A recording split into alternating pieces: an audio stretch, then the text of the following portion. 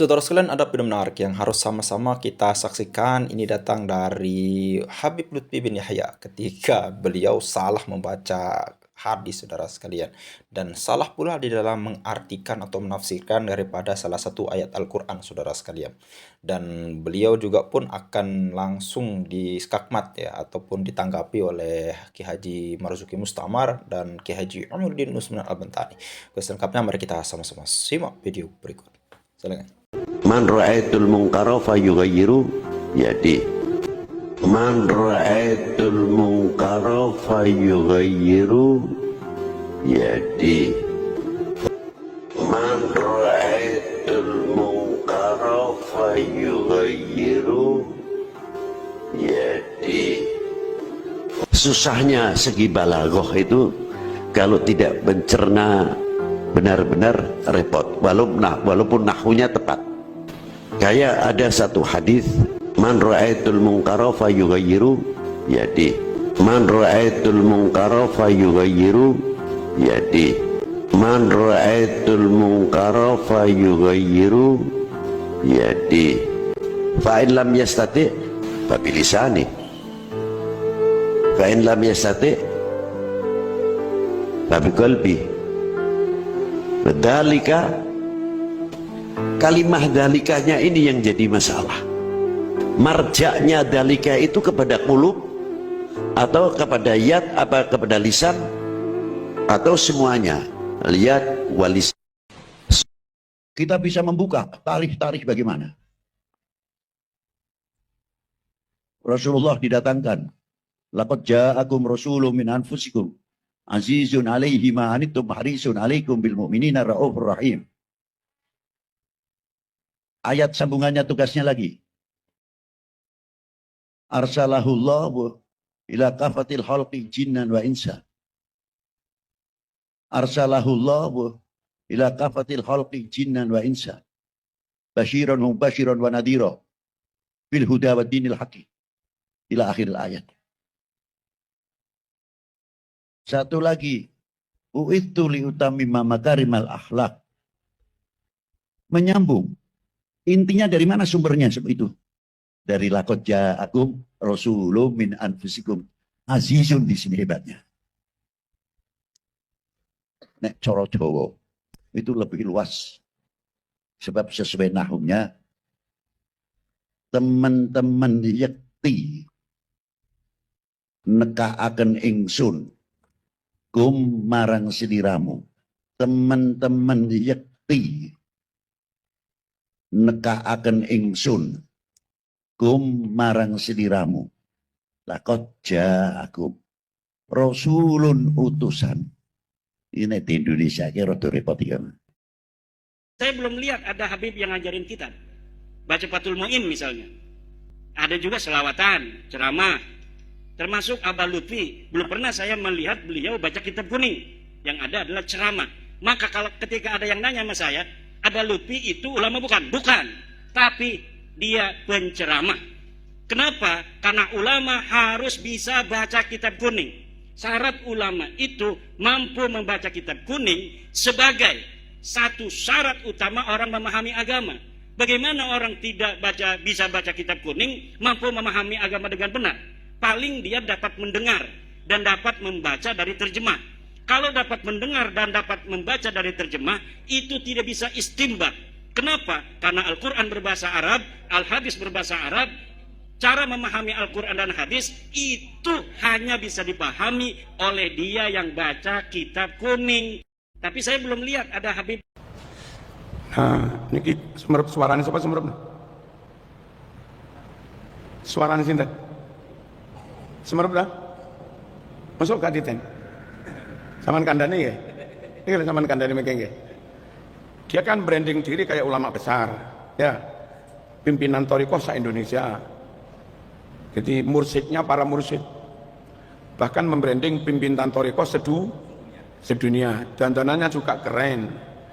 Tapi ini loh, oleh-oleh nggak mendahulukan ilmu. Yang kasihan umat kadung begitu percaya dengan penampilannya, ternyata ngetin ke bawah. Mana nyun sewu ayatnya itu, wa ma arsalnaka illa kafatan linnasi basyirau wa nadhira. Ngoten niku ayate. Tapi dhek nyun sewu maca kan gak karu-karuan tadi. Ya. Wa arsalakallahu ila kafatin nopo jinnan wa insan tambahi. Nah tentu nambah-nambahi ayat oleh disengaja nggih kafir. Ngerubah-ngerubah ayat kalau disengaja kafir. Kalau enggak disengaja bahaya buat orang awam. Orang Arab nganggep dia alim tenan, dicekeli tenan, dipercaya tenan, tiba-tiba keliru. Terus memaknai laqad ja'akum rasulun min anfusikum. Rasulun itu fa'il bukan maf'ul. Harusnya laqad ja'a teman-teman teko kum marang sira kabeh. Sapa sing teko rasulun rasul utusan. Tapi apa dia maknai? Laqad ja'akum yakti teman-teman nekaake sapa ingsun. Ingsun Allah kum marang sira kabeh nekaake rasulun ing rasul. Rasul iku fa'il kok ing iku piye? Nah, niki contoh baru rawuh. Mohon jamaah mengikuti orang, mengikuti dawuhnya orang itu jangan hanya melihat brandingnya, jangan hanya melihat penampilannya, tapi benar-benar lihat kapasitasnya, lihat keilmuannya, dan melihat track recordnya, melihat rekam jejaknya. Dari dulu nggak pernah neko-neko, dari dulu nggak pernah mencela, nggak pernah kontroversial, lurus. Kalaupun sesekali salah, yuk kabeh wong tahu salah, tapi bukan disengaja. Ketika orang itu track recordnya baik, kapasitas juga oke, maka dia berdandan kayak apapun ya tetap itu yang jadi panutan.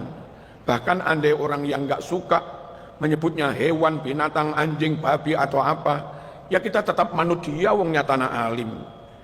Tetap manut dia wong nyatanya nyun sewu rekam jejaknya nggak suka menipu, nggak berbohong, nggak berkhianat, nggak gendaan.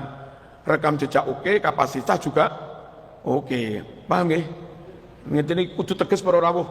Ojo sampai diapusi dengan penampilan. Lalu nyun sewu konco-konco politik cek gampangnya memberi titel kiai haji. Nek mboten duwe track record sebagai kiai, meskipun nyun sewu gara-gara duduk sebagai pengurus organisasi, ketua atau apalah, lalu diberi gelar kiai haji, kita tetap mboten ngarani kiai haji wong pancen nyatane nggih mboten ngalim. Sakniki modele diundang kampanye iso dalil titik-titik wis diarani kiai haji, diserbani wis diarani kiai haji. Mungkin jadi pengurus organisasi wis diarani kiai haji. Padahal dia jadi pengurus organisasi, jadi ini lo kadang nyogok-nyogok. Saman mireng Jawa Ki Said wingi Tenggasek. Gitu. Peristiwa muktamar kan jadi karena main ini kita. Lah ngoten niku mesok gara-gara jadi pengurus saya malah disebut kiai haji. Nek cara kula titel kiai haji niku nggih orang yang harus jelas track recordnya. Mondok neng di Mas Lirboyo, Langitan, Kali Peloso. Pirang tahun, sak menit tahun. Dan nyatanya di rumah kita pinggir berlemari-lemari. Lalu perjuangannya Masya Allah sergep. Rutinan yang ranting purun.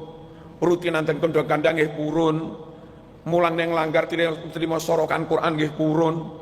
Mulang jurumiyah purun tanpa gaji bertahun-tahun. Ini kalau rawuh. Karakter jiwa kekayaannya nyata. Berjuang bertahun-tahun tanpa pamrih, tanpa ada sesuatu. Terus suwe-suwe mendapat kepercayaan masyarakat ngekeknya pondok. Duwe santri tenan. 10 tahun, 15 tahun membimbing santri, alumni yang ngalim-ngalim. Lelek muridnya ngalim, masuk gurunya ora ngalim.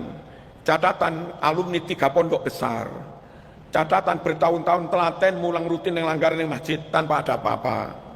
Dan bukti nyata alumni yang duwe murid 3 4 padha ngalim. Lo ngono kuwi lo monggo diarani napa? Monggo diarani kiai. Lah gitu. Apalagi terbukti ndonga tahlil wis gak ngrepek. Ndonga manakib enggak ngrepek. Ndonga tibaan yo enggak ngrepek. Nalkin mayit yo enggak ngrepek. Artinya memang alim tenan. Berbagai ilmu dia punya. Ngoten niku masih sarunge ngepir, marzuki ngarani kiai. Itu kolek sampean. masih melarat kopiah ini sampai nyadam, apa nyadam ini? Kopiah lek suara diganti-ganti kan rodok abang. Lah gitu.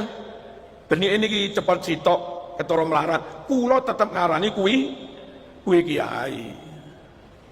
Nah, cuma masyarakat ini kadang ndelok pakaiane, ndelok penampilane, ndelok posisine di MUI, ndelok posisine di MU dadi apa di NU, ndelok posisine di Muhammadiyah tanpa melihat kiprahnya, tanpa melihat perjuangannya, tanpa melihat moralitasnya, tanpa melihat track recordnya, tanpa melihat kealiman dan kapasitasnya, tanpa melihat sanad biyen ngaji di mana. Nek cara kula niku wis ngajine jelas, kealiman kapasitasnya jelas, kiprah perjuangannya nyata, 10 tahun, 20 tahun rutin ngisi teng langgar-langgar pindah-pindah tanpa dibayar. Akhirnya dapat kepercayaan dari umat digawekne pondok ya nyuwun sewu digratisi pisan. Mbak enggak kadek njaluk bayaran. Muridé yang dia ajar keluar alim-alim. Oh nek ngoten niku dadi pengurus NU ya tak arani kiai, ora dadi pengurus NU ya tak arani kiai. Wong liya sing iri ngelok-ngelokne dadi anjing, babi, setan, kula tetep ngarani kiai sing model koyo ngenten niku. Paham nggih? Lek jenengan nyawang dandanane niki wau. Wah, brandinge pimpinan thariqah sak Indonesia. Serbane jos. Coba yo jos ning tibake maca ayat ae koyo ngoten niku. Maca hadis nggih salah. Memaknai nggih salah. Sing masakake wong awam karang diopo-opo, ruwe mengkui jerene keturunane kenaro. Harus kami bermahabbah mesaaken para rawuh. Clear mboten niki? Ilmu nggih. Ilmu sing dicekili ilmu. Nabi lek dawuh ala innal anbiya lam yuwarithu dinaron wala dirhaman. Ingatlah para nabi wafat tidak mewariskan dirham maupun dinar, enggak mewariskan materi. Wa innama warathul ilma.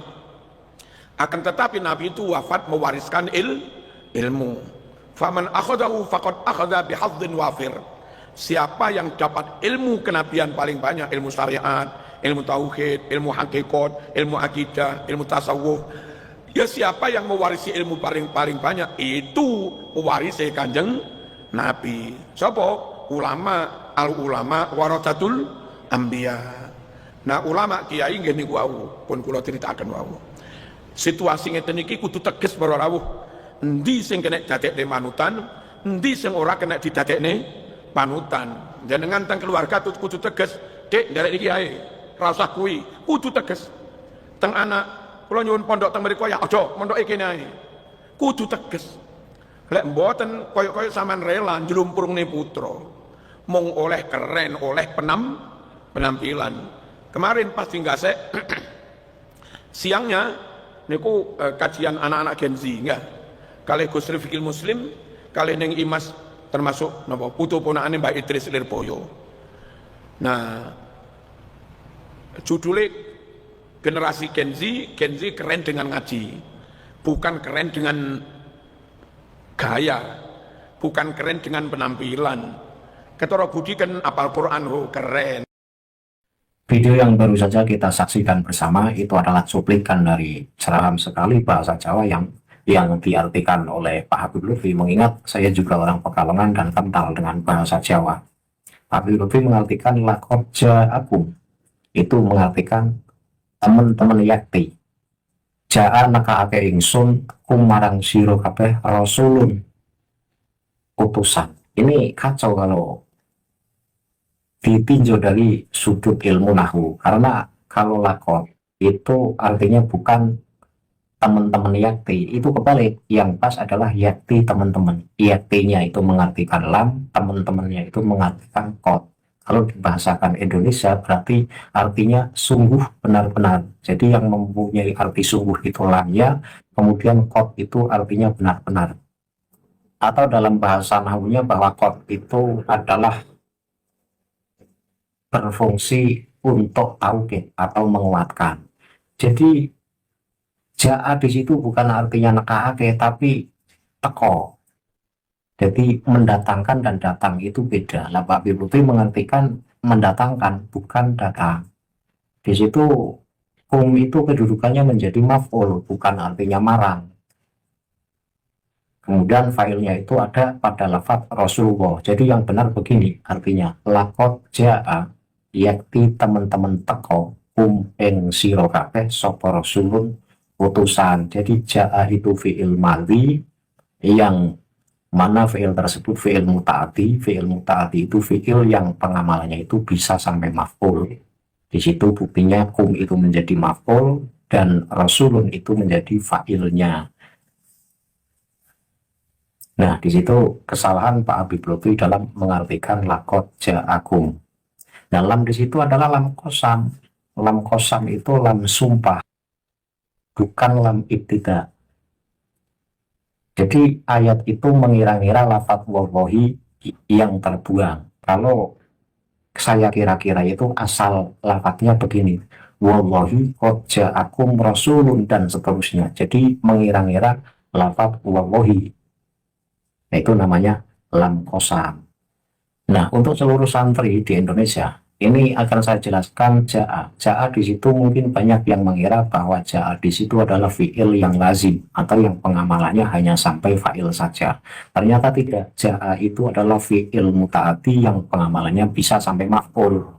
Hal ini seperti yang dijelaskan oleh Syekh Ahmad Zaini Dahlan menjelaskan tentang lafaz ja'a tersebut. Di situ ja'anya itu fi'il yang muta'ati.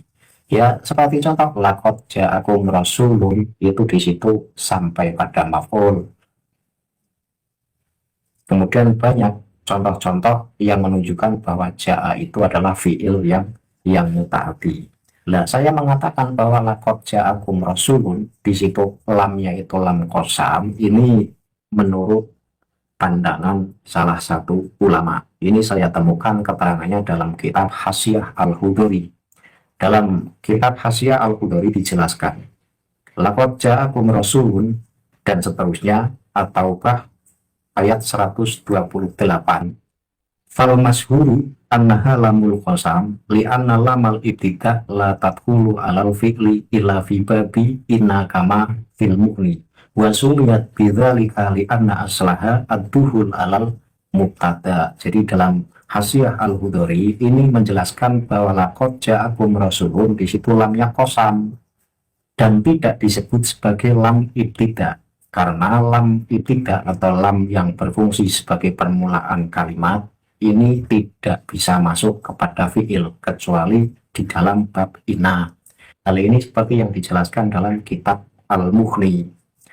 Lah disebut lam yang masuk pada permulaan kalimat disebut lam ibtida ini li'anna aslaha ad-duhul alal mubtada, karena lam tersebut pada dasarnya masuk pada permulaan kalimat, makanya disebut lam ibtida. Tetapi dalam laqad ja'akum di situ lamnya lam yang qasam yang artinya sumpah. Dikuatkan lagi bahwa lam itu disebut lam qasam ya karena memang di situ kalau dikira-kira kan lafadznya wallahi qad ja'akum rasulun. Nah, apa itu lam qasam? Lam qasam dijelaskan dalam salah satu kitab.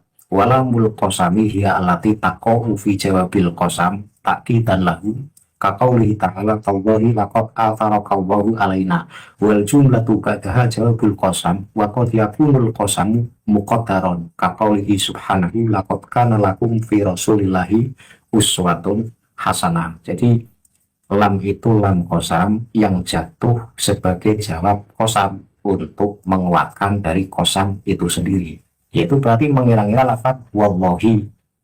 Jadi mengira-ngira lafaz wallahi qad ja'akum rasulun min anfusikum dan seterusnya. Nah, kalau dalam keterangan kitab ini itu contohnya surat Yusuf ayat 91 yaitu yang berbunyi tallahi laqad atharaqallahu alaina. Di situ qasamnya ditambahkan atau sumpahnya ditambahkan.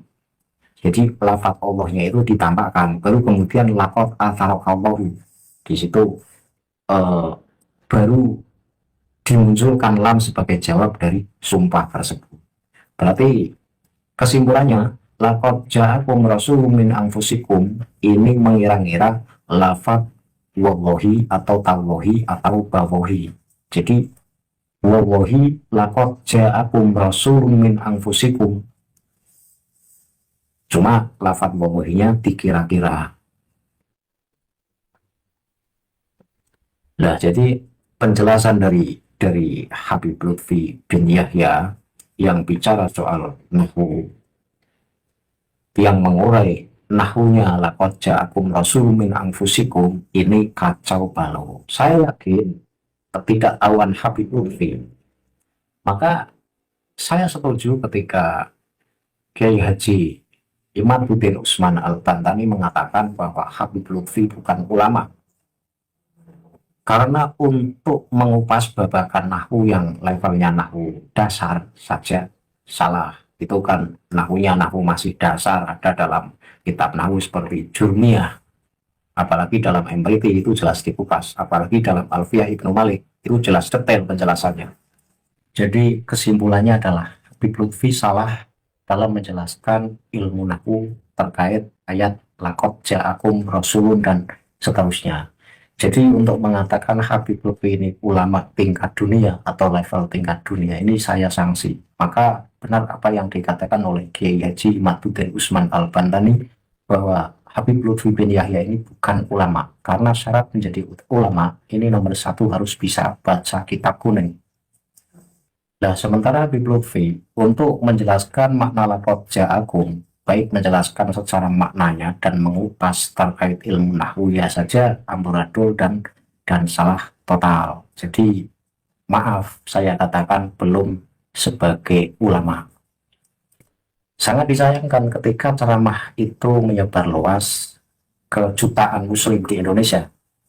Oke saudara sekalian, itu tadi penyampaian daripada Kiai Haji Marzuki ketika beliau ingin mengomentari maupun menanggapi dan meluruskan ceramah Habib Lutfi bin Yahya, saudara sekalian, ketika membaca hadis ya. Padahal Habib Lutfi bin Yahya ini memang kita kenal ya, maupun dipromosikan oleh para muhibbinnya, yaitu sebagai waliullah maupun ahli thariqah, saudara sekalian, ketua sufi sedunia.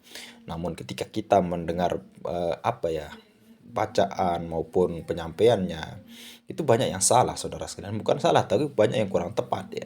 Dan benar kata Kiai Haji Imaduddin, kalau kita menelaah lebih mendalam atau lebih ke belakang apa yang dikatakan oleh Kiai Haji Imaduddin itu memang benar.